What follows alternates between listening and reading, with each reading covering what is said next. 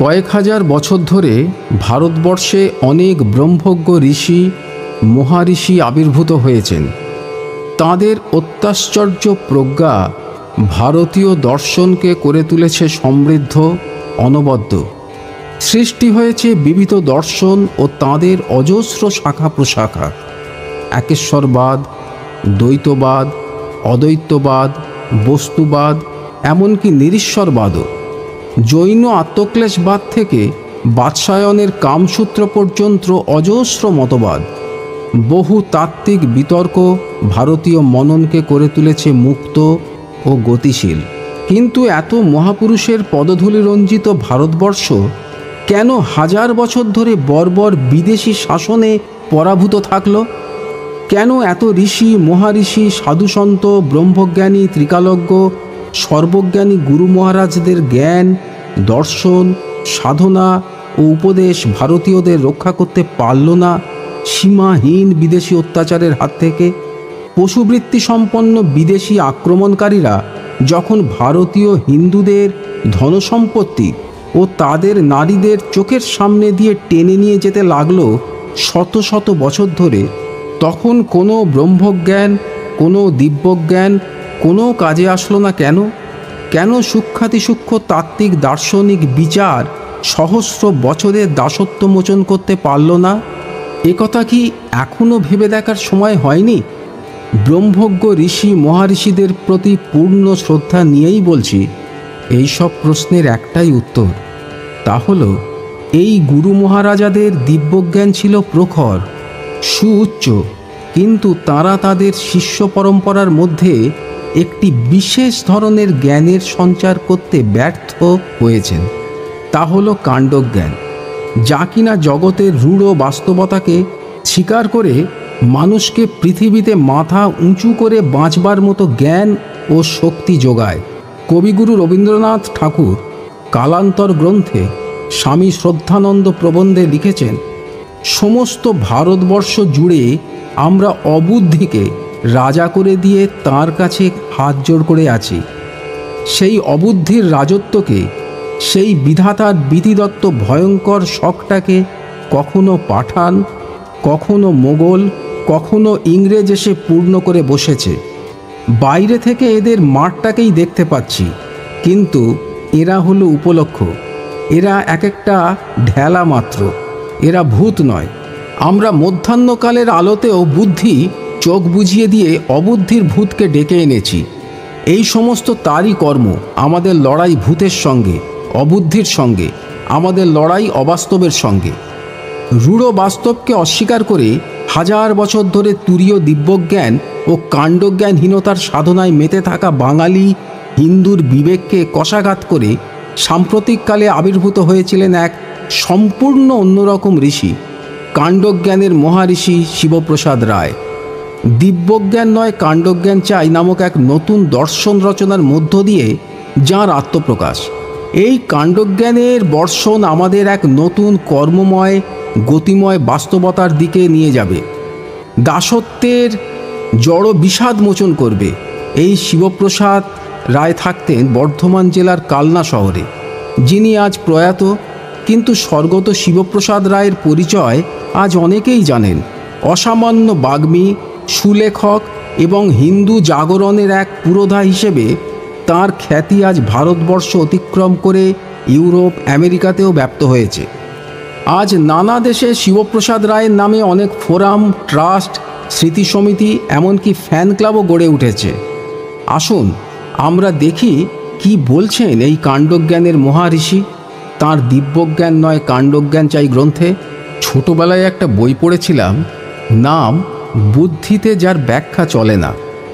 বড় হয়েও এদেশের বহু ঘটনার বুদ্ধি দিয়ে ব্যাখ্যা করতে পারছি না। মনে হচ্ছে গোটা দেশের ভাবনা চিন্তাগুলো যেন একটা অবাস্তব ভিত্তির ওপর দাঁড়িয়ে। অবিলম্বে যদি আমরা বাস্তবের মাটিতে পা না রাখতে পারি, আমাদের জন্য অপেক্ষা করছে চরম সর্বনাশ। এদেশের অর্থনৈতিক বিপর্যয় এবং মনুষ্যত্বের অবক্ষয়ের জন্য দায়ী করা হয় ভারত বিভাগকে। এই ভারত বিভাগ ছিল এদেশের তাবৎ হিন্দু নেতৃবৃন্দের নির্বুদ্ধিতার পরিণতি। শতকরা ৯৭ জন মুসলমানের দাবি ছিল হিন্দু মুসলমান দুটো পৃথক জাতি। হিন্দুর সঙ্গে পাশাপাশি বাস করে মুসলমানদের ধর্ম সংস্কৃতি অক্ষুণ্ণ রাখা অসম্ভব। অতএব আমাদের একটা হোমল্যান্ড চাই, যার নাম পাকিস্তান। মুসলমান সমাজের পুরোটাই যখন ভারতবর্ষকে দুখণ্ড করতে ব্যস্ত, তখন হিন্দু নেতারা কি করছিলেন? জনগণকে বোঝাচ্ছিলেন হিন্দু মুসলমান পৃথক জাতি নয়, এক জাতি, ভারতীয় জাতি। মুসলিম লীগ এবং মোহাম্মদ আলী জিন্নার দ্বিজাতি তত্ত্ব এবং পাকিস্তানের দাবি সম্পূর্ণ ভিত্তিহীন। মহাত্মা গান্ধী বললেন, ভারত দ্বিখণ্ডিত হলে তা আমার মৃতদেহের ওপর হবে। পণ্ডিত নেহেরু বললেন, Pakistan is a fantastic nonsense. Sardar Patel বললেন, ভারত বিভাগ এ তো একটা পরিহাস মাত্র, এমন কথা আমরা চিন্তাও করতে পারি না। রাজেন্দ্র প্রসাদ তাঁর বিরাট গ্রন্থ ইন্ডিয়া ডিভাইডেড লিখে প্রমাণ করলেন, পাকিস্তান একটা অসম্ভব অবাস্তব ব্যাপার। বেশিরভাগ মুসলমান জাতীয়তাবাদী, আর তারা সবাই কংগ্রেসের মধ্যে। সুতরাং অদূরদর্শী এবং সাম্প্রদায়িক ভেদবুদ্ধি সম্পন্ন মানুষেরাই পাকিস্তানের কথা বলে আতঙ্ক ছড়াতে চাইছেন। এই সব নেতাদের লক্ষ লক্ষ অনুগামী কোটি কোটি মানুষকে এই মিথ্যে কথাটা বোঝালো।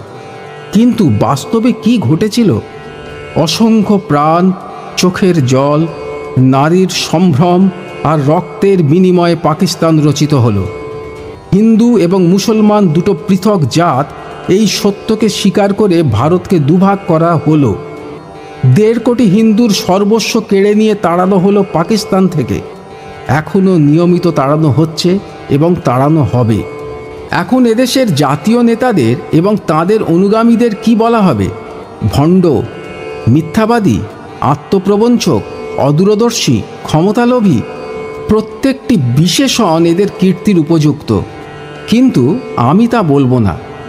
এরা লোকান্তরিত, তাই এদের প্রতি শ্রদ্ধা নিয়েই বলবো, এরা ছিলেন দিব্যজ্ঞান সম্পন্ন কিন্তু কাণ্ডজ্ঞানহীন। এদের কোনো আচরণই বুদ্ধি দিয়ে ব্যাখ্যা করা যায় না। স্বাধীনতা আন্দোলনে হিন্দু তার জীবন উৎসর্গ করেছে স্বর্গীয় প্রেরণায়। মুসলমান তার স্ট্র্যাটেজি তৈরি করেছে ভারতে মুসলিম রাজত্ব প্রতিষ্ঠার কামনায়। পূর্ব বাংলা পাকিস্তান হলো মুসলমানদের সংখ্যা বেশি বলে। ফাঁসির মঞ্চে প্রাণদানের সংখ্যা পূর্ববঙ্গেই সর্বাধিক, কিন্তু আত্মদানের তালিকায় পূর্ববঙ্গে কেন গোটা বঙ্গেও একজন মুসলমান নেই। স্বাধীনতা আন্দোলনে বিশ্বাসঘাতকতা করে ইংরেজের সহযোগিতা করে মুসলমানরা পুরস্কার পেল পাকিস্তান, বাংলাদেশ। আর ফাঁসিতে গুলিতে প্রাণ দিয়ে পূর্ববঙ্গের হিন্দুরা হলো বাস্তুচ্যুত, শরণার্থী, রিফিউজি। মাতৃভূমি থেকে তাদের পালিয়ে আসতে হলো ভারতে। যারা আসামে আশ্রয় নিল তাদের পরিচয় হলো বিদেশি, বহিরাগত। যারা বাংলাদেশে রয়ে গেল তারা হয়ে গেল জিম্মি, মালায়ুন, কাফের। আর যারা ত্রিপুরায় গেল তারা সংবাদপত্রের ভাষায় হলো অনুপজাতি। কি করুণ পরিণতি!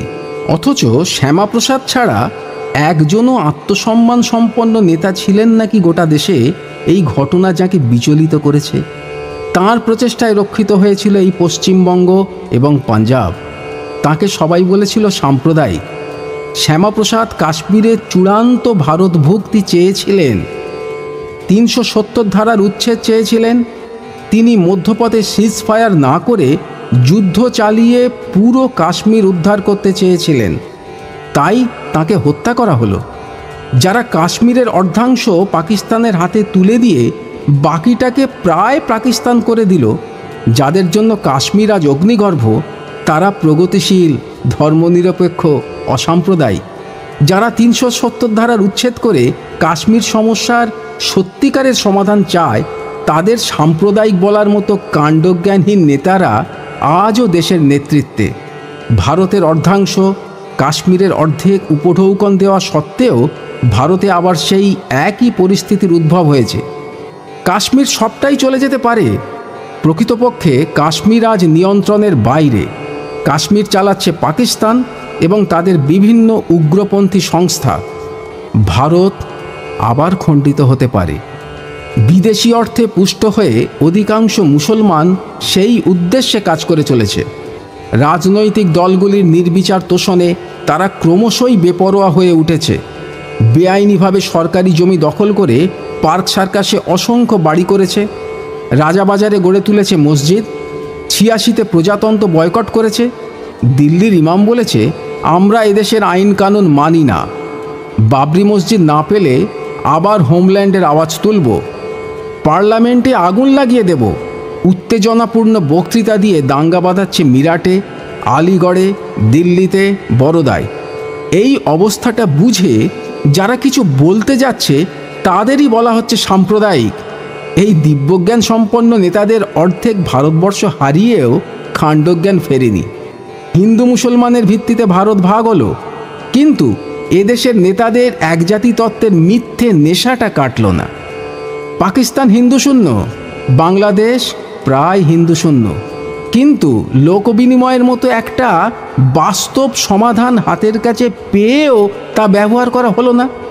তাই যে মুসলমানরা হিন্দুর সঙ্গে থাকলে ধর্ম বিপন্ন হবে বলে পাকিস্তানের পক্ষে ভোট দিয়েছিল, তারা ভারতেই রয়ে গেল, তাদের কিছু হারাতে হলো না।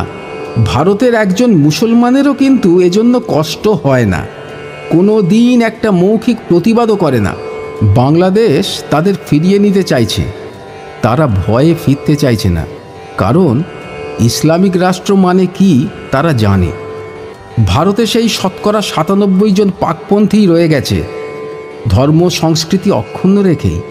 এরা মুজিব মারা গেলে খুশি হয়, ভুট্টোর ফাঁসি হলে বাস পোড়ায়, সিনেমা হল পোড়ায়, ক্রিকেট হকিতে পাকিস্তান জিতলে রেডিওতে মালা দেয়, রাজাবাজারে পার্ক সার্কাসে ব্যান্ড বাজিয়ে মিছিল বার করে, ফুটবলে মোহামেডান স্পোর্টিং জিতলে আল্লাহ আকবর ধ্বনি দেয়। এইসব আচরণের একটাই অর্থ, এদের অধিকাংশেরই আনুগত্য দেশের বাইরে। লখনৌয়ের মুসলমানরা ইরাক কিংবা ইরানের সমর্থক, বাড়িতে বাড়িতে খোমেনি আর সাদ্দাম হোসেনের ছবি। ওখানে প্রায়ই যে শিয়া সুন্নির প্রাণঘাতী সংঘর্ষ হয় তা আসলে ইরাকপন্থী এবং ইরানপন্থী মুসলমানদের সংঘর্ষ। এখন যদি কোনো ব্যক্তি প্রশ্ন তোলেন, ভারতবর্ষে ভারতপন্থী মুসলমান কই, সঙ্গে সঙ্গে বহু মানুষ সেই ব্যক্তিকে বলেন সাম্প্রদায়িক। কেন বলেন? এরা দিব্যজ্ঞান সম্পন্ন এবং কাণ্ডজ্ঞানহীন বলে। এদেশের অধিকাংশ রাজনৈতিক দল 3টি মৌলিক বিষয়ে ঐক্যমত পোষণ করে: গণতন্ত্র, সমাজতন্ত্র এবং ধর্ম নিরপেক্ষতা। এই 3টি আদর্শই নির্ভরশীল গরিষ্ঠ হিন্দু জনসংখ্যার ওপর। ভারতীয় উপমহাদেশের যেখানে হিন্দুর সংখ্যা কম হয়ে গেছে সেখানেই এগুলো অদৃশ্য হয়ে গেছে। আফগানিস্তান, পাকিস্তান, বাংলাদেশে এসব কথা বলার লোক আর নেই। আফগানিস্তানের নাম একদিন গান্ধার ছিল, দেশটা হিন্দুদের ছিল, ভারতের অংশ ছিল, এই কথাটাই অনেকের মনে নেই। কাশ্মীরে 1 টাকা কেজি চাল খাইয়ে, 2 টাকা কেজি চিনি খাইয়ে এবং MA, ডাক্তারি, ইঞ্জিনিয়ারিং পর্যন্ত বিনা পয়সায় পড়িয়েও সেখানে মার্ক্সবাদী সমাজতন্ত্র, গান্ধীবাদী সমাজতন্ত্র সবই অচল। সেখানে ভারতের রাষ্ট্রপতি চেষ্টা করলেও 1 ইঞ্চি জমি কিনতে পারবেন না। 1946 সালের দাঙ্গায় পশ্চিম পাঞ্জাবের 1020 হিন্দু মুসলমানদের হাত থেকে প্রাণ বাঁচানোর তাগিদে পালিয়ে এসেছিল কাশ্মীরে। তাদের সংখ্যা এখন 75,000। তাদের আজ পর্যন্ত নাগরিকত্ব দেওয়া হয়নি, তারা কাশ্মীরে অবাঞ্ছিত। শেখ আবদুল্লাহর আমলে কাশ্মীরে একটা বিল এলো যাতে পাকিস্তানে চলে যাওয়া মুসলমানদের সম্পত্তি ফিরিয়ে দেওয়া হবে। অথচ পূর্ববঙ্গে হিন্দুর সম্পত্তি মানে শত্রুর সম্পত্তি। প্রয়াতা ইন্দিরা গান্ধী সারা দেশে এসমা প্রয়োগ করেছিলেন, কিন্তু কাশ্মীরে পারেননি। এ ব্যাপারে সব রাজনৈতিক নেতারাও নির্বাক। দেশদ্রোহিতার অপরাধে যাকে 11 বছর জেলে রাখতে হয়েছিল এবং যার হাতে শ্যামাপ্রসাদের খুনের রক্ত লেগে আছে, সেই শেখ আবদুল্লাহকে মুখ্যমন্ত্রী করতে হয়। আবদুল্লাহ মারা গেলে ফারুককে, শুধু সেখানে হিন্দু সংখ্যালঘু বলে। গত কয়েক বছরে কাশ্মীরে 300 হিন্দু মন্দির ধ্বংস করা হয়েছে, 3 লক্ষ হিন্দুকে বিতাড়িত করা হয়েছে, সত্যার্থ প্রকাশ গ্রন্থ নিষিদ্ধ হয়েছে। দেশের অধিকাংশ নেতা এই ঘটনা জানেন, কিন্তু তারা সকলেই দিব্যজ্ঞান সম্পন্ন, তাই প্রতিবাদ করার মতো কাণ্ডজ্ঞান তাঁদের হয়নি। রাষ্ট্রসংঘ একটি সমীক্ষায় হিসেব কষে দেখিয়েছে, মুসলমানদের অনিয়ন্ত্রিত জন্মহার এবং বিপুল অনুপ্রবেশ কয়েক দশকের মধ্যেই ভারতে হিন্দুদের সংখ্যা লঘু করে দেবে। ব্যাপকভাবে হিন্দুদের গণধর্মান্তর করার জন্য আরব রাষ্ট্রগুলো থেকে কোটি কোটি টাকা আসছে, একথা ভারত সরকারের স্বরাষ্ট্র দপ্তরের। হাজার হাজার বছরের মীনাক্ষীপুরমে মাত্র 850 হিন্দু মুসলমান হওয়ার সঙ্গে সঙ্গেই সেটা হয়ে গেল রহমতনগর। ভারতে হিন্দু সংখ্যালঘু হয়ে গেলে ভারত আর ভারত থাকবে?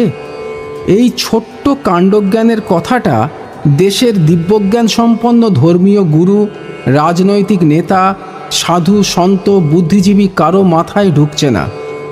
বরং তারা এ বিষয়ে আরও গোলমাল পাকিয়ে দিচ্ছে নানাভাবে।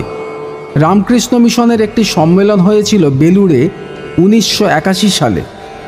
3 দিন ধরে আলোচনা হলো কি করে সব ধর্মের মধ্যে সমন্বয় করা যায়। এই দায়িত্বটা যেন শুধু হিন্দুদেরই। শিলংয়ে খ্রিস্টানদের হাতে মিশনের সন্ন্যাসী মার খেলেন, সে কথা আলোচনা হলো না।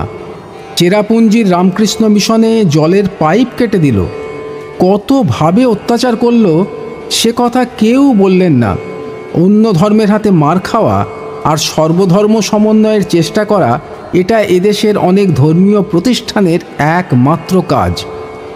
বর্ধমান বিশ্ববিদ্যালয়ের প্রাক্তন উপাচার্য বর্ধমান শহর থেকে টেরেসাকে 1 লক্ষ টাকা তুলে দিলেন। শুধু উপাচার্য নন, মন্ত্রীরা এবং বহু বিশিষ্ট হিন্দু লক্ষ লক্ষ টাকা মহিলাকে সংগ্রহ করে দিলেন। মা করুণাময়ী জগজ্জননী বলে কি নাচানাচেই না হচ্ছে। এই টাকা দিয়ে ইনি এদেশের হাজার হাজার হিন্দুকে খ্রিস্টান তৈরি করবেন। এই কাজে সাফল্য দেখানোর জন্যই খ্রিস্টান রাষ্ট্রগুলো তাকে নোবেল পুরস্কার দিল। উত্তর পূর্বাঞ্চলে আজ যাবতীয় সমস্যার উৎস এই ধর্মান্তরিত খ্রিস্টানরা। ত্রিপুরায় কয়েক হাজার হিন্দুকে হত্যা করল ওরাই, এখনও করে চলেছে। নিহত হিন্দুদের জন্য জগজ্জননীর চোখ থেকে 1 ফোঁটাও জল পড়েনি। কলেজ স্ট্রিটের এক ছোট্ট ব্যবসায়ী বিবাহের জন্য একটি অনাথিনী মেয়ে চেয়েছিল জননীর কাছে। জবাব এলো, খ্রিস্টান ধর্ম গ্রহণ করলে তবেই মেয়ে পাওয়া যেতে পারে। এই হচ্ছে মাদারের আসল পরিচয়, খ্রিস্টান সাম্রাজ্যবাদের এজেন্ট। খ্রিস্টান না হলে তিনি কারো স্থায়ী সেবা করেন না। বাংলাদেশ টেরেসাকে প্রবেশের অনুমতিই দিল না। আর এই হিন্দু সমাজ, গরু যেমন গরুর মাংস গাড়িতে করে নির্বিকার চিত্তে বয়ে নিয়ে যায়, কোনো প্রতিক্রিয়া হয় না, পরমানন্দে জাবর কাটে, এরাও তেমনি চৈতন্যহীন একটা জাত। ভালো মন্দ বিচার করার, শত্রু মিত্র চেনার ক্ষমতাও আর তাদের নেই। হিন্দুদের সম্পূর্ণতা, শ্রেষ্ঠত্ব সম্পর্কে কোনো ধারণাই নেই। পৃথিবীতে কেউ সর্বধর্ম সমন্বয়ের কথা বলে না, শুধু হিন্দুরা বলে। কিন্তু একথা বলতে গেলেও যে আগে হিন্দু ভূমির দরকার, হিন্দু জনসংখ্যার দরকার, এই কাণ্ডজ্ঞানটুকুও এদের নেই। বাস্তবতা বর্জিত দিব্যভাব, তুরীয় ভাব দাঁড়িয়ে গেছে ভণ্ডামি, মিথ্যাচারে আর আত্মপ্রবঞ্চনায়। এই দীর্ঘস্থায়ী ভাবের ঘরে লুকোচুরি গোটা হিন্দু জাতটাকে মেরুদণ্ডহীন, আত্মরক্ষায় অসমর্থ করে দিয়েছে। তাই অতীতে, বর্তমানে শুধু দেখি হিন্দু মার খায়, কাঁদে, পালায়, ধর্মান্তরিত হয়। একটা জাতের যদি আত্মরক্ষার শক্তিই না থাকে, তার উচ্চ দর্শন, সহস্র মহাপুরুষ থেকেই বা কী লাভ? এই রকম দুর্বল জাতকে কেউ শ্রদ্ধা করে না, করুণা করে। এখন হিন্দুদের কেউ করুণাও করে না, শিকার বলে মনে করে। সব শিকারীর লক্ষ্য এখন হিন্দু সমাজ। সেবা আর প্রলোভনের টোপ হাতে নিয়ে হাজার হাজার শিকারী হিন্দুদের শিকার করতে আসছে। খ্রিস্টান রাষ্ট্র, মুসলিম রাষ্ট্রগুলি থেকে টাকা, কর্মী ভারতে আসে কোন সাহসে? কারণ তারা জেনে গেছে এখানে কোনো ঝুঁকি নেই। হিন্দু বাগাড়ম্বর বিলাসী, শিথিল, ক্রয়যোগ্য, উদাসীন, আত্মরক্ষায় অসমর্থ, নিজেকে মনে করে উদার, সর্বজ্ঞ। এমন আত্মনাশী জাত বিশ্বের আর কোথায় পাবে? অতএব স্বীকার করো, আরব রাষ্ট্রের টাকা আসছে ভারতে। খ্রিস্টান মিশনারিরা শুধু ঘুরে বেড়ায় হিন্দু পাড়ায়, তাই এখন এদেশের ধর্মীয় গুরু, রাজনৈতিক নেতা এবং জনগণকে রূঢ় বাস্তবের মুখোমুখি দাঁড়াতে হবে। যোগী, সাধক, ভক্ত, বৈষ্ণব সকলকে মনে রাখতে হবে, জপ করুন, সাধনা করুন, কীর্তন করে কেঁদে ভাসিয়ে দিন, আপত্তি নেই। সর্বাগ্রে মনে রাখুন, হিন্দু ভূমি, হিন্দু সমাজ, হিন্দু জাতি না থাকলে কিংবা হিন্দুর সংখ্যা কম হয়ে গেলে এসব কিছু থাকবে না। রাজনৈতিক নেতা এবং কর্মীদের মনে রাখতে হবে, মার্ক্সবাদ, গান্ধীবাদ যাই বলুন, এসব ততদিনই বলা যাচ্ছে যতদিন এদেশে হিন্দু বেশি আছে। মার্ক্সবাদ সুপণ্ডিত কিংবা গান্ধীবাদের তাত্ত্বিক নেতাদের মনে রাখতে হবে, তাদের সব তত্ত্বজ্ঞান মূল্যহীন হয়ে গেল পূর্ববঙ্গে, হিন্দু সংখ্যালঘু হয়ে গেল বলে। প্রয়াত প্রমোদ দাশগুপ্ত এখানে যত গর্জনই করুন, তিনি ভাবতেই পারেননি তাঁর স্বপ্নের মার্ক্সবাদ জন্মভূমি ফরিদপুরে গিয়ে প্রচার করবেন। প্রফুল্ল সেন ভুলেও ভাবেননি তাঁর জীবনাদর্শ গান্ধীবাদ পিতৃভূমি খুলনায় গিয়ে প্রচারের আর সুযোগ হবে। ঠাকুর অনুকূলচন্দ্র সম্পর্কে তাঁর শিষ্যদের দাবি, তিনি পুরুষোত্তম, পূর্ণ ব্রহ্ম। তিনি বহু শিষ্যকে বলেছেন ধর্ম সবই সমান, কিন্তু পাকিস্তান হবার আগেই তিনি সৎসঙ্গের মূল আশ্রম পাবনা ছেড়ে পালিয়ে এলেন দেওঘরে। তাঁর দিব্যজ্ঞান তাকে নিয়ে অনেক উদার মহৎ কথা বলিয়েছে, কিন্তু কাণ্ডজ্ঞান বলেছে, যা পালা হিন্দুস্থানে, যেখানে হিন্দু বেশি আছে। তোর ব্রহ্মের শক্তি দিয়ে তুই এখানে আত্মরক্ষা করতে পারবি না। তাই কাল বিলম্ব না করে তিনি পালিয়ে এলেন। হিন্দুর সংখ্যা কম হয়ে গেলে পূর্ণব্রহ্মেরও মর্যাদা থাকে না। এই সরল সত্যটা ঠাকুরের শিষ্যদের সর্বাগ্রে বুঝতে হবে। এই বঙ্গে আর একজন খ্যাতিমান গুরু ছিলেন। ইনি জন্মসিদ্ধ ঠাকুর বালক ব্রহ্মচারী। জন্ম ঢাকা জেলার মেদিনীমণ্ডল গ্রামে। পূর্ববঙ্গ পাকিস্তান হয়ে গেলে তাঁর সিদ্ধান্ত কোনো কর্মে লাগলো না। তাকে দেশ ছেড়ে পালাতে হলো কোথায়? যেখানে হিন্দু বেশি আছে। হিন্দু কম হলে পূর্ণব্রহ্মও ক্ষমতাহীন, জন্মসিদ্ধ ব্রহ্মচারীও তাই। এগুলো দিব্যজ্ঞানের কথা নয়, রাগের কথাও নয়, প্রমাণিত সত্য। কিন্তু এই আঘাত, পলায়ন থেকে এরা কিছুই শিক্ষা নিলেন না। সন্তান দল একটি গানের রেকর্ড বার করেছে, যার প্রথমে আজান এবং পরে কথা, যে আল্লাহ সেই রাম, রাম নারায়ণ রাম। আল্লাহ এবং রামের সহবাস্থান পূর্ববঙ্গে হলো না। আল্লাহর অনুগামীদের দাপটে হিন্দুদের 14 পুরুষের ভিটে ছেড়ে চলে আসতে হলো। তারপরেও এই গান নিশ্চয়ই ঔদার্য ও সহিষ্ণুতার লক্ষণ, কিন্তু এটি কাণ্ডজ্ঞানহীনতার, আত্মহত্যার লক্ষণও বটে। এত উদার কিংবা ভণ্ড জাত কখনো বাস্তবের সম্মুখীন হতে পারে না। তাই যখনই হিন্দু সমাজের ওপর আঘাত এসেছে, এই সব দিব্যজ্ঞান সম্পন্ন মার্ক্সবাদী, পূর্ণব্রহ্ম ঠাকুর, জন্মসিদ্ধ ব্রহ্মচারীরা দিশেহারা হয়ে গেছেন, পালিয়ে প্রাণ বাঁচিয়েছেন। তাঁদের ঔদার্য, পাণ্ডিত্য, বাগ্মিতা, ব্রহ্মত্ব, সিদ্ধাই কোনো কাজে লাগেনি। ভারতে এসে এদের প্রথম কাজ ছিল ধর্মের একটা ভিত্তি তৈরি করা, হিন্দু সমাজের সকল সম্প্রদায়কে একটা কমন প্ল্যাটফর্মে আনা, হিন্দু জাতিকে ঐক্যবদ্ধ করা। প্রাণের আধার যেমন শরীর, তেমনি হিন্দু ধর্মের আধার হচ্ছে হিন্দু জাতি, হিন্দু সমাজ। সংগঠিত হিন্দু সমাজ না থাকলে 33 কোটি দেবদেবী, হাজার হাজার ধর্মগুরু, পণ্ডিত, রাজনৈতিক নেতা কেউই নিজের মর্যাদা রক্ষা করতে পারেন না। পালাতে হয়, মরতে হয়, ধর্মান্তরিত হতে হয়। এই খণ্ডিত বঙ্গে এখন মুসলমানদের সংখ্যা শতকরা 25। এই সংখ্যা 51-তে পৌঁছলেই গান্ধীবাদ, মার্ক্সবাদ, ভজন, কীর্তন, মালা, টিকি, মহোৎসব, ভোগারতি সব শেষ হয়ে যাবে। সব ধর্ম সমান, খেটে খাওয়া মানুষের কোনো জাত নেই। হিন্দু মুসলিম ঐক্য চাই। এই দেশ ধর্মনিরপেক্ষ, এখানে শুধু হিন্দু কথা বলছেন কেন? এসব বলার জন্য তখন কেউ থাকবে না। পূর্ববঙ্গে এই দিব্যজ্ঞানযুক্ত কথা আর কেউ বলে না, বলতে পারে না। রমনার বিখ্যাত কালীবাড়িটা যখন কামান থেকে চূর্ণ করে ট্যাং দিয়ে সমান করা হলো, তখন কেউ একটা কথা বলেনি। এগুলো ফলিত সত্য। 1982 সালের ডিসেম্বর মাসে হাজার হাজার হিন্দু মন্দির ধ্বংস করা হলো। সবাই কিন্তু নির্বাক। এই বাস্তব সত্যের ওপর দাঁড়িয়ে আজ সকলকে ধর্মের কথা, রাজনীতির কথা, ব্যক্তি জীবনের নিরাপত্তার কথাও ভাবতে হবে।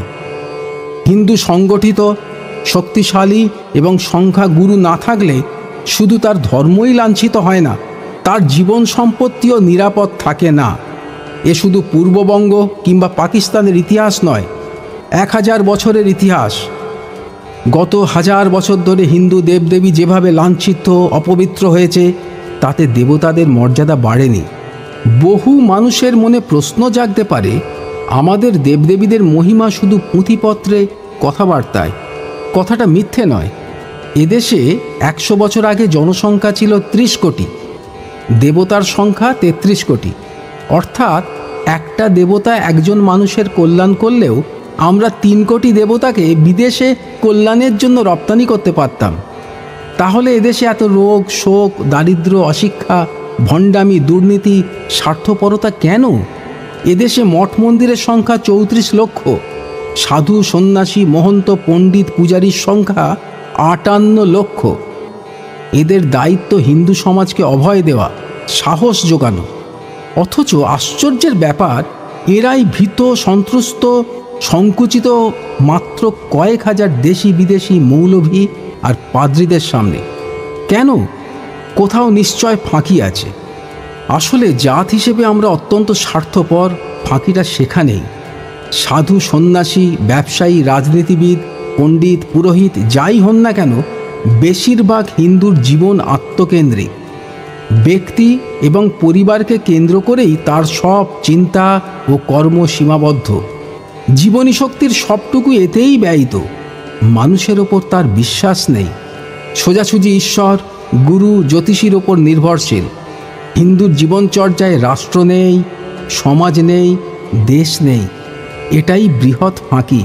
এই ফাঁকি সমগ্র হিন্দু সমাজকে স্ববিরোধী, আত্মবিশ্বাস শূন্য করে দিয়েছে। হিন্দু সমাজকে ঐক্যবদ্ধ করার কাজকে তারা সংকীর্ণ কাজ মনে করে। অথচ তাদের জীবন কাটে ইউনিয়ন রাজনীতিতে, গ্রুপিং করে, ছোট ছোট প্রতিষ্ঠান, ক্লাব, জাতপাত, দলাদলি, ভেদবুদ্ধি, ঈর্ষা আর পরচর্চার পূর্ণ উত্তেজনায়।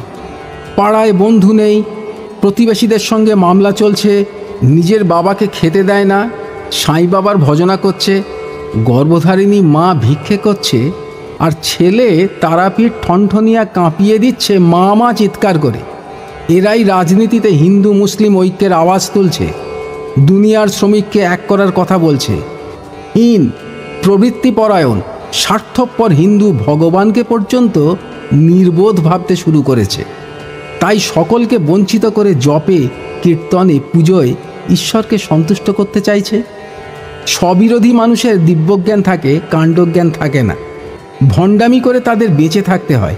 স্ববিরোধী জাতের পায়ের তলায় মাটি থাকে না। আমাদের ধর্ম, রাজনীতি সব কিছু একটা অবাস্তব ভিত্তির ওপর দাঁড়িয়ে। তাই হিন্দুদের ইতিহাসের বেশিরভাগ অংশটাই দাঁড়িয়ে মার খাওয়ার ইতিহাস। গৌরাঙ্গদেব বলে গেলেন, 16 নাম 32 অক্ষর এ যুগের মহামন্ত্র। আমরা পাগলের মতো নাম গানে মেতে গেলাম। তিনি বললেন, সংঘশক্তি কলৌ যুগে, কলিযুগে সংঘবদ্ধ শক্তি ছাড়া বাঁচা যাবে না। সে কথাটা ভুলেই গেলাম। আমাদের একটা দেবতা নেই যার হাতে অস্ত্র নেই, অথচ যে কোনো হিন্দু বাড়িতে দেখা যাবে এক দঙ্গল ঠাকুর দেবতা আছেন, একগাছা লাঠি নেই। বিবেকানন্দ প্রতিষ্ঠিত রামকৃষ্ণ মিশনের সন্ন্যাসীদের কাছে দরিদ্ররা সারা বছর উপেক্ষিত। শুধু বন্যায় দুর্যোগে দরিদ্ররা নারায়ণ হয়, ভালো কথা, কিন্তু বিবেকানন্দ যে বলে গেলেন সমাজকে সংগঠিত করা দরকার। আগামী 50 বছর তোদের আরাধ্য দেবী হোক ভারত জননী, অর্থাৎ রাষ্ট্র সাধনা। সে কথা সযত্নে বাদ দিলাম। মূল গাছটায় জল না দিয়ে আমরা শুধু ডালপালার সেবা যত্ন করে চলেছি। ফলে গাছটা শুকিয়ে যাচ্ছে, আমাদের অস্তিত্বই বিপন্ন হয়ে যাচ্ছে। জাত বাঁচলে, রাষ্ট্র বাঁচলে আমরা সবাই বাঁচব। সকল চিন্তাশীল মানুষের ভাবনা চিন্তাগুলো এই পটভূমিতে দাঁড়িয়ে করতে হবে। ভারতবর্ষে তাই এখন সবচেয়ে প্রয়োজনীয় ইতিহাসসম্মত বুদ্ধিগ্রাহ্য কাণ্ডজ্ঞানযুক্ত কাজ হচ্ছে হিন্দুদের ঐক্যবদ্ধ করা, অস্পৃশ্যতা, জাতিভেদ, প্রাদেশিকতা থেকে মুক্ত করে হিন্দুদের একটা বিশাল শক্তিতে পরিণত করা। রাজনীতি যাদের ব্যবসা, তাদের জন্য এটা দরকার। হিন্দু সমাজ না থাকলে তাদের ব্যবসা অচল হয়ে যাবে। কোনো অসাম্প্রদায়িক দলও মুসলমান এলাকায় প্রার্থী দাঁড় করাতে সাহস পায় না। মুসলমানদের মধ্যে যারা দেশপ্রেমিক উদারপন্থী আছেন, তাদের জন্য হিন্দু সমাজের সংগঠিত থাকা দরকার। MC চাগলার মতো শ্রেষ্ঠ ব্যক্তির মুসলমান সমাজে কোনো স্থান ছিল না। ইরানে কিংবা পাকিস্তান থাকলে তাকে কোতল করা হতো। হিন্দু সমাজ তাকে সম্মান দিয়েছে, স্বীকৃতি দিয়েছে। সঙ্গীত সম্রাজ্ঞী নূরজাহানকে হিন্দুরা শ্রদ্ধায়, ভালোবাসায় আপন করে নিল। অথচ সুর আমার কাছে প্রার্থনা, সঙ্গীত আমার কাছে ঈশ্বর বলায় পাকিস্তানে দাবি উঠল নূরজাহানকে নতুন করে মুসলমান হতে হবে। দাউদ হায়দার নামে একজন বাংলাদেশি কবি মোহাম্মদের সমালোচনা করায় তার প্রাণদণ্ডের দাবি উঠেছিল। তাকে পালিয়ে এসে আত্মরক্ষা করতে হয় ভারতে।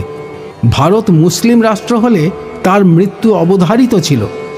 হিন্দু সংখ্যাগরিষ্ঠ রাজ্যে যে কোনো সময় মুসলমান মুখ্যমন্ত্রী হতে পারে, যেমন বিহারে আব্দুল গফুর, মহারাষ্ট্রে আন্তুলে, রাজস্থানে বরকতুল্লাহ, আসামে আনোয়ারা তৈমুর। মুসলিম সংখ্যাগরিষ্ঠ কাশ্মীরে একজন হিন্দু মুখ্যমন্ত্রী হবে কেউ ভাবতে পারেন? পারেন না। অতএব যা কিছু কল্যাণময় এবং শুভঙ্কর, তার জন্যই যে কোনো মূল্যে হিন্দু সমাজকে জীবিত রাখতে হবে। যারা হিন্দু সমাজকে সংগঠিত করতে চাইছে, তাদের সর্বতোভাবে সাহায্য করুন, সহযোগিতা করুন। আর্য সমাজ, ভারত সেবাশ্রম সংঘ, বিশ্ব হিন্দু পরিষদ, রাষ্ট্রীয় স্বয়ংসেবক সংঘ সর্বশক্তি দিয়ে হিন্দু জাতিকে ঐক্যবদ্ধ করার চেষ্টা চালিয়ে যাচ্ছে। অর্থ দিয়ে, শ্রম দিয়ে এদের গতি বৃদ্ধি করুন। নিজে কপট উদার সেজে এদের সাম্প্রদায়িক বলে আত্মহত্যার পথ প্রশস্ত করবেন না। একটু কাণ্ডজ্ঞান দেখান। আমাদের দিব্যজ্ঞানের ফলে অর্ধেক ভারত আজ পাকিস্তান। পাকিস্তান, বাংলাদেশ ও ভারতে 25 কোটি মুসলমান, 1 কোটি খ্রিস্টান। বিশ্ব হিন্দু পরিষদ খুব অল্প সময়ে 8 লক্ষেরও বেশি মুসলমান ও খ্রিস্টানকে হিন্দু ধর্মে ফিরিয়ে এনেছে, আরও আনবে। ইসকনও যথেষ্ট কাজ করেছে। ইসকনের বিরুদ্ধে কিছু বলবেন না। যে কাজ আমাদের করা উচিত ছিল সেটা ওরা করে দিচ্ছে। নিজের নীচতা দিয়ে ওদের বিচার করবেন না।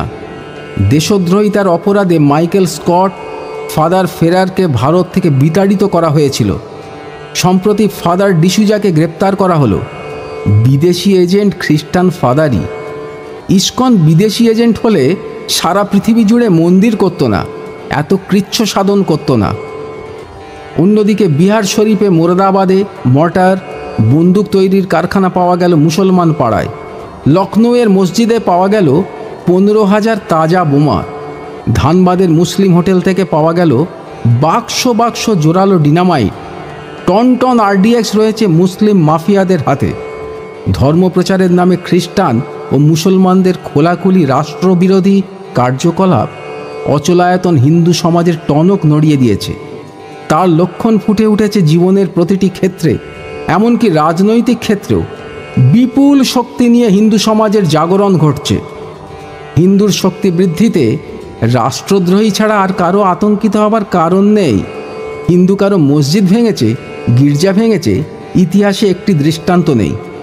কিন্তু আজও একটি হিন্দু নারী মুসলমান দ্বারা অপহৃত হলে, হিন্দু মন্দির মুসলমান কর্তৃক ধ্বংস হলে কোনো মুসলমান তার প্রতিবাদ করে না, নীরবে সমর্থন করে।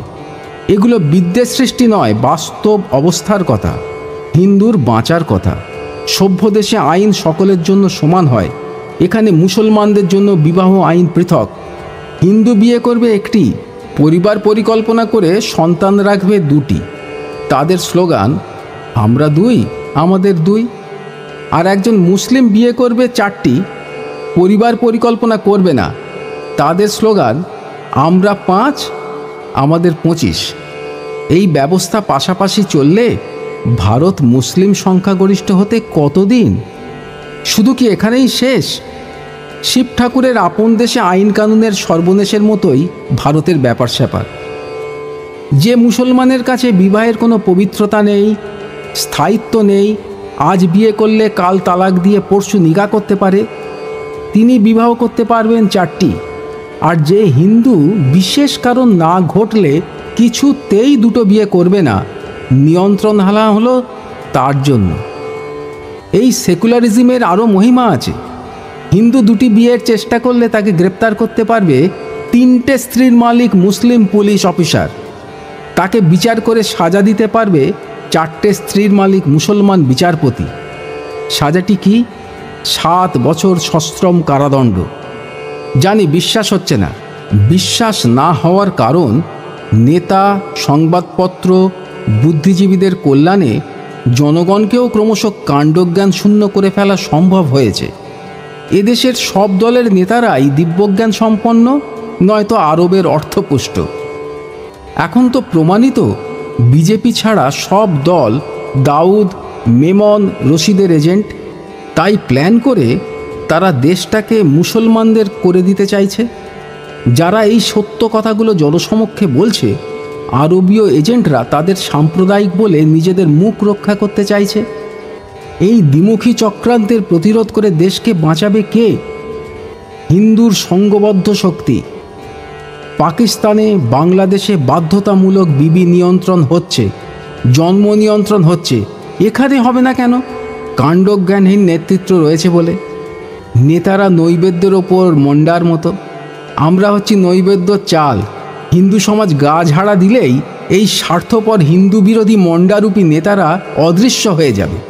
পরিবার পরিকল্পনা সকলের জন্য বাধ্যতামূলক করার এবং হিন্দু কোড বিল তুলে দেওয়ার জন্য রাজনৈতিক দলগুলোকে চাপ দিন। নেতারা হিন্দুর সেন্টিমেন্টের কোনো পরোয়াই করে না। তারা জানে হিন্দুরা অসংগঠিত, আত্মবিস্মৃত। হিন্দুদের অপমান করে, স্বার্থক্ষুণ্ণ করে বহাল তবিয়তে নেতাগিরি করা যায়। তাই শুধু মুসলমানদের তুষ্ট করে, তোষণ করে হিন্দু কোড বিল চালু রাখে।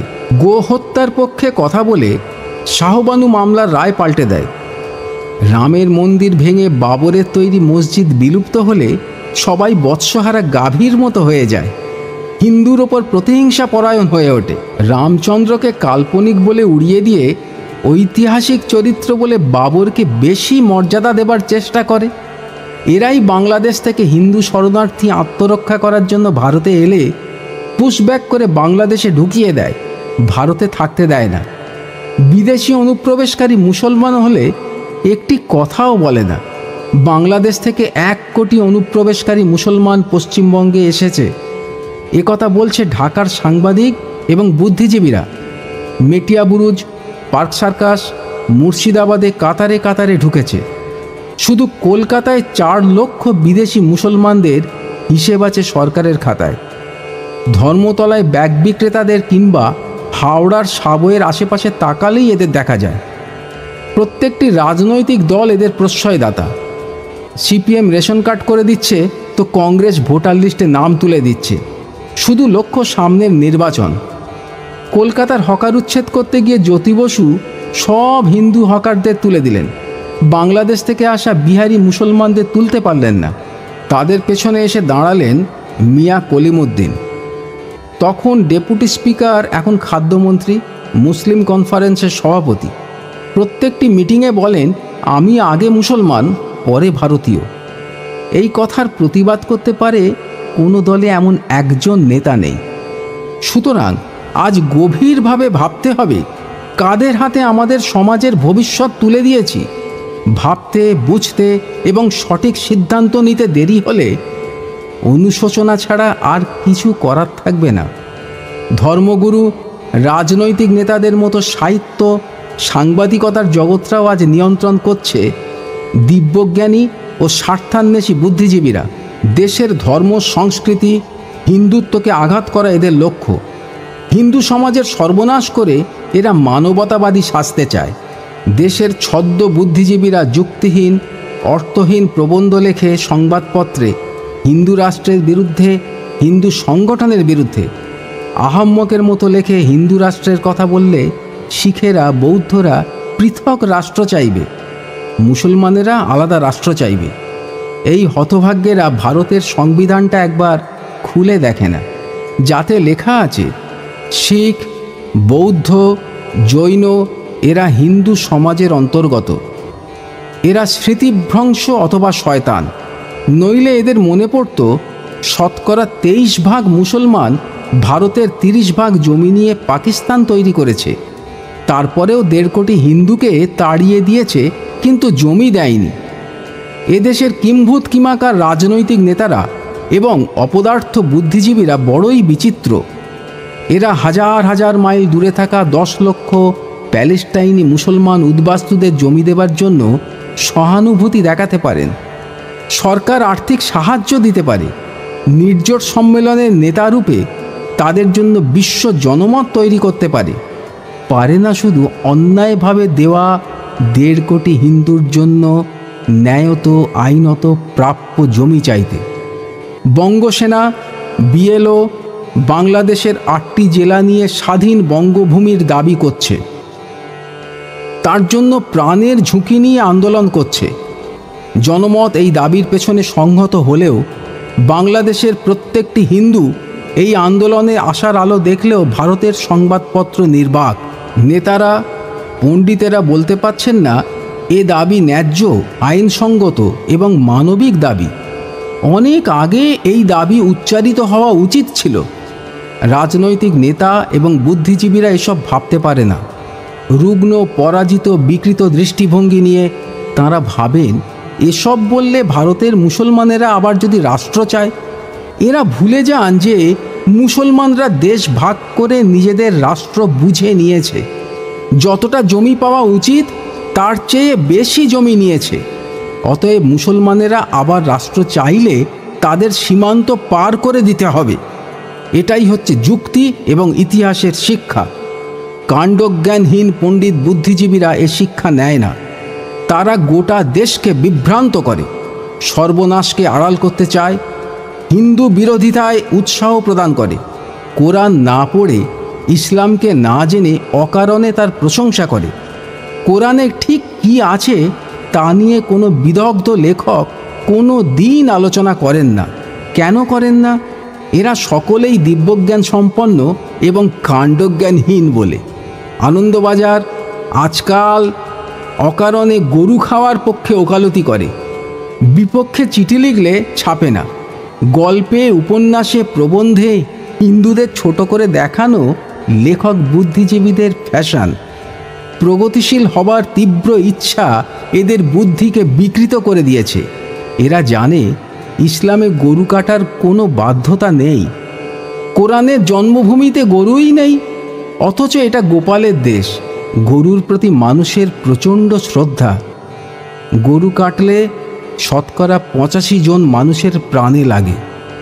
মহাত্মা গান্ধী বলেছিলেন, স্বাধীনতা প্রাপ্তির চেয়ে গো হত্যা বন্ধের প্রশ্নকে আমি বেশি জরুরি মনে করি। নেতাজি ঐক্যের জন্য আজাদ হিন্দ ফৌজে গরু খাওয়া নিষিদ্ধ করেছিলেন। আজাদ হিন্দ ফৌজের ডাক্তার কর্নেল চ্যাটার্জি তাঁর লেখা বইয়ে একথার উল্লেখ করেছেন। সংবিধানে গো হত্যা বন্ধের নির্দেশ আছে। সুপ্রিম কোর্টের ফুল বেঞ্চ গো হত্যা নিষেধের পক্ষে রায় দিয়েছে। কলকাতা হাইকোর্ট গো হত্যা বন্ধের রায় দিয়েছে। বিনোবা ভাবে গো হত্যা বন্ধ করার জন্য অনশন করে নিজের প্রাণটাই দিয়ে দিলেন। তবু গো হত্যা বন্ধ হলো না। পবিত্র সংবিধান, মহামান্য সুপ্রিম কোর্ট, হাইকোর্ট, অধিকাংশ মানুষের শ্রদ্ধা কেন্দ্র সব কিছুকেই অপমানিত করে পার পাওয়া যায়, কারণ হিন্দু সমাজ অসংগঠিত। মুসলমানরা সংগঠিত, তাই তাদের অন্যায় ইচ্ছাকেও সমর্থন করতে হয়। সহস্র যুক্তি থাকলেও এদেশের কোনো লেখক শুয়োর খাবার জন্য কলম ধরতে পারে না। যাত্রায়, নাটকে, সিনেমায় সর্বত্র হিন্দু শ্রদ্ধা কেন্দ্রগুলোকে লাঞ্ছিত করা হয়। হিন্দু মুসলমানের মিলন দেখাতে হিন্দুর মেয়েকে মুসলমানে নিয়ে যাবেই। সিনেমায় নায়ক নায়িকা বিপদে পড়লে শুধু আশ্রয় পায় মসজিদে কিংবা গির্জায়। হিন্দু ব্রাহ্মণ পণ্ডিত সন্ন্যাসীদের দেখানো হচ্ছে খল চরিত্ররূপে। তাদের কমণ্ডুলে মদ, ঝুলিতে গাঁজা, তারা চোরাচালানদার বদমাইশ, আর ফাদার এবং মৌলভীরা স্নেহ ক্ষমার প্রতিমূর্তি। শুধু তাই নয়, অধিকাংশ সিনেমায় মুসলমান এবং খ্রিস্টান চরিত্রের মুখে ডায়ালগ থাকে তাদের ধর্মের সপক্ষে। বিভিন্ন ঘটনার মধ্য দিয়ে দেখানো হয় আল্লাহর মহিমা, যিশুর মাহাত্ম্য। যে কোনো মুসলিম চরিত্র নাটকের প্রয়োজনে মারা গেলে ভেসে আসবে করুণ আজানের সুর, পর্দায় ফুটে উঠবে মক্কার কাবা, লক্ষ লক্ষ মুসলমান সেখানে নামাজ পড়ছে। আরও আশ্চর্যের ব্যাপার, জার্মান নাট্যকার ব্রেক্টের নাটক বঙ্গানুবাদ করতে গিয়ে তার মধ্যে ক্লাউনের মতো আমদানি করা হচ্ছে ব্রহ্মা বিষ্ণু শিবকে। তাদের মুখে বসানো হচ্ছে শালীনতা বর্জিত ভাষা। সফোক্লিসের নাটক বাংলা করতে গিয়ে, ইবসেনের নাটক চিত্রায়িত করতে গিয়ে দেশের শ্রেষ্ঠ পরিচালক অকারণে আঘাত করেছেন শুধুমাত্র হিন্দু সংস্কারকে। গীতিকার শিল্পীরা কৃষ্ণকে নিয়ে, গৌরাঙ্গদেবকে নিয়ে কুরুচিপূর্ণ গান রচনা করছে, গাইছে, রেকর্ড বেরোচ্ছে। বিচিত্র এদেশের হিন্দু ধর্মাচরণকারীরা, এসবে তাদের কোনো কষ্ট হয় না, কোনো ভক্তের প্রাণে এসব লাগে না। ভিখারির বৈরাগ্য, নপুংসকের ব্রহ্মচর্য, শক্তিহীনের ভক্তি এই রকমই হয়। চ্যাংড়া নাট্যকার, ফক্কর সাংবাদিকরাও তাদের পরোয়া করে না। এদেশের সাংবাদিক কুল হিন্দু মুসলিম ঐক্যের প্রয়োজনে কোথাও দাঙ্গা হলে লেখে দুই সম্প্রদায়ের সংঘর্ষ, দাঙ্গা যাতে না ছড়ায় এই বৃহত্তর স্বার্থে সত্য গোপন করা হয়। ভালো কথা, কিন্তু হিন্দুদের দুটি সম্প্রদায় একটা কিছু হলে বিরাট হেডলাইন আসে, হরিজনদের প্রতি বর্ণ হিন্দুদের নারকীয় অত্যাচার। কেন এমন লেখা হয়? কারণ অধিকাংশ সাংবাদিক হিন্দুত্ব বিরোধী, দিব্যজ্ঞান সম্পন্ন এবং কাণ্ডজ্ঞানহীন। তারা চায় না হিন্দু সমাজ ঐক্যবদ্ধ হোক, শক্তিশালী হোক। মালদহের সাম্প্রদায়িক দাঙ্গার সংবাদে লেখা হলো, ঘোষেদের সঙ্গে মুসলমানদের দাঙ্গা। ঘোষরা যেন হিন্দু নয়, হিন্দুর সংহতি নষ্টকারী এইসব প্রাণীগুলো আসামের ঘটনা সব জেনেও স্পষ্ট করে বলতে পারলেন না আসাম আন্দোলনের প্রকৃত চরিত্রটি কী ছিল। বিভিন্ন ঘটনা, আন্দোলন বহির্ভূত বিষয় নিয়ে সাতকাহন পাঁচালি গিয়ে প্রমাণ করতে চাইলেন এবারেও আগের মতো বাঙালি বিতাড়ন আন্দোলন। এর আগেও এই সাংবাদিকরা শুধু বিভ্রান্তি সৃষ্টি করেছেন। বাঙালি বাঙালি করে এরা অস্থির হয়ে যান। কিন্তু আসাম থেকে কোনোদিন বাঙালি মুসলমান বিতাড়িত হয়নি কেন? বাঙালি মানে কি শুধু হিন্দু বাঙালি? পূর্ব বাংলার তো সবাই বাঙালি। দফায় দফায় যারা বিতাড়িত হয় তারা শুধু হিন্দু কেন? এই সোজা কথার জবাব এদের কাছে নেই।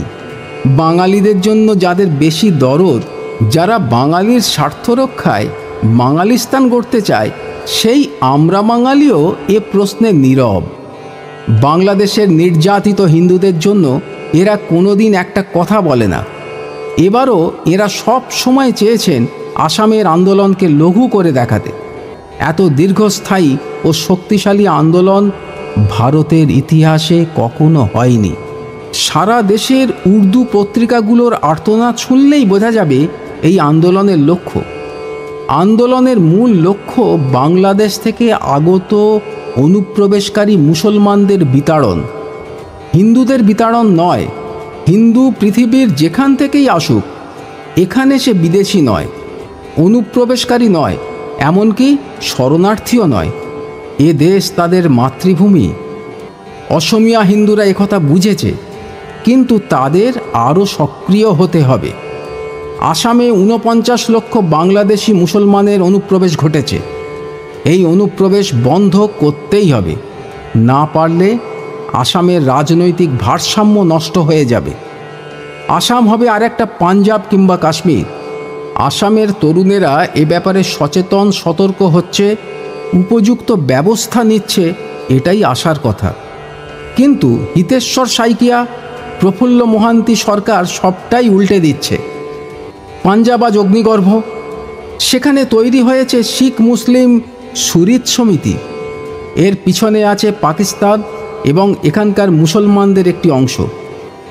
হিন্দু সমাজের অবিচ্ছেদ্য অংশরূপে শিখেরা কখনোই এত নিষ্ঠুর নৃশংস হতে পারে না।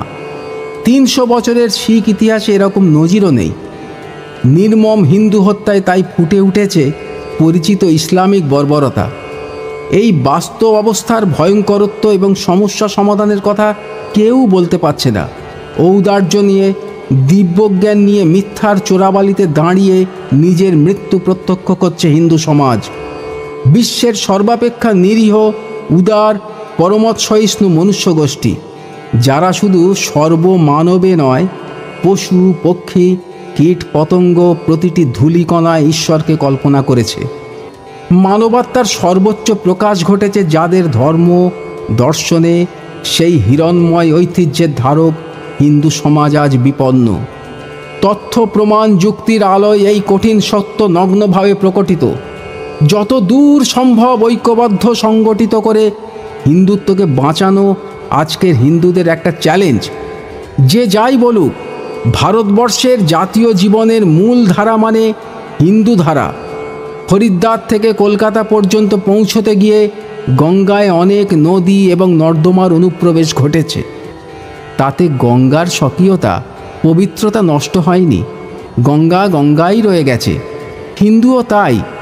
শক্তির অভাব আমাদের নেই। আছে আত্মিক শক্তি এবং সংখ্যা শক্তি, শুধু নেই আত্মবিশ্বাস এবং সংগঠন শক্তি। ফলে হিন্দু সমাজের অবস্থা অনেকটা উট পাখির মতো।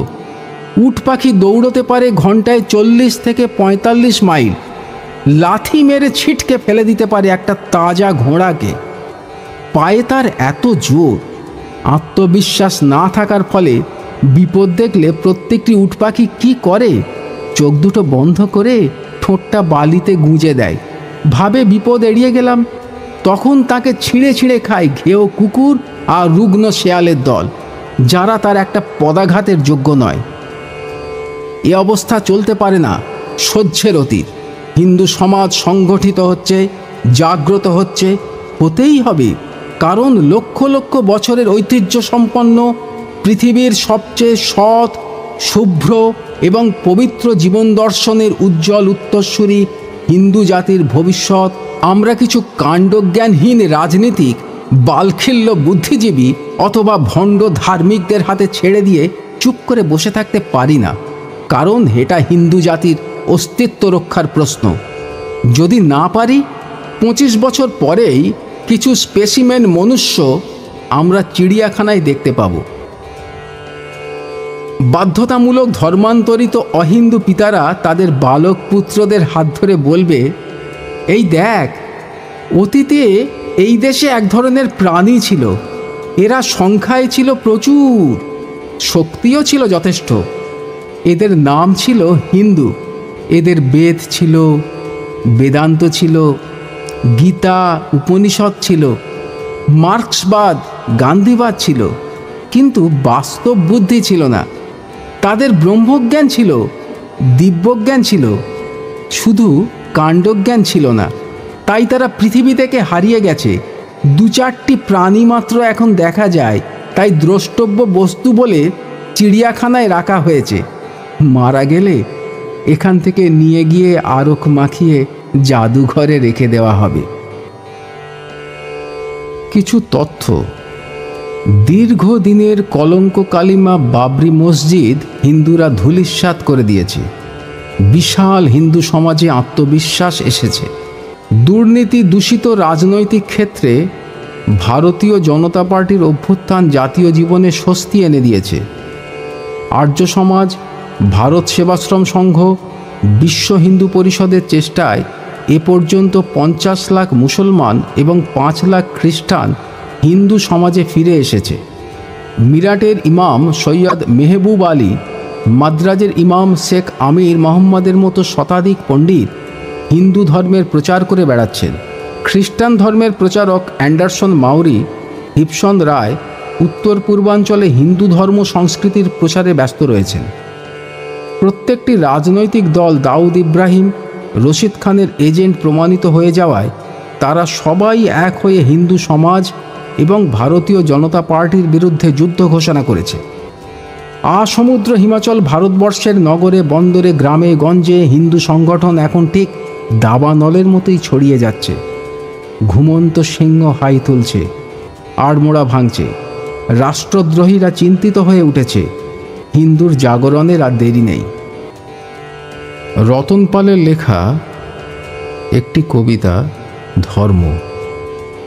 হিন্দু ধর্ম সহনশীল, ততোধিক সহনশীল হিন্দু জাতি। তা বলে কোনোভাবেই হিন্দুদের হিজড়ে ভাবার কারণ নেই। প্রয়োজনে আমরা সবল, যতটা কঠিন এই মাটি। তাই মোল্লার পাতে তামাক খাওয়া কতিপয় হিন্দু যদি ভেবে থাকে হিন্দুদের আরাধ্য দেবদেবী নিয়ে দিনের পর দিন জঘন্য নোংরামি করে যাবে, ভুল। সবটাই মারাত্মক রকমের ভুল। তা সে যত বড় কবিই হোক, অথবা সাহিত্যিক, অথবা চিত্রকর, অথবা নোংরা রাজনীতির নোংরা নেতা, রেহাই নেই, নিস্তার নেই। হিন্দুরা এখন পড়ে ফেলেছে কোরআন, হাদিস, বাইবেল। বুঝতে পেরে যাচ্ছে তার মর্মার্থ, চিনতে পেরে যাচ্ছে ধর্মের আবরণে মোড়া বিধর্মীদের কি ভয়ঙ্কর রূপ। সাবধান অধার্মিক, সাবধান, ধর্মযুদ্ধ আগত প্রায়। আমার আছে কৃষ্ণ সত্য ধর্ম, তোমার সেনানী মিথ্যে। সামনেই কুরুক্ষেত্র। জারদ শিল্পী, কবি, সাহিত্যিক, বুদ্ধিজীবী সাবধান, পালিয়ে বাঁচার পথ নেই যেন। ইতিহাস বলে ধর্মযুদ্ধে পরাজিত অধার্মিকের সব ক্ষেত্রে ধার্মিকেরাই বপন করে সত্য ধর্ম বৃক্ষ।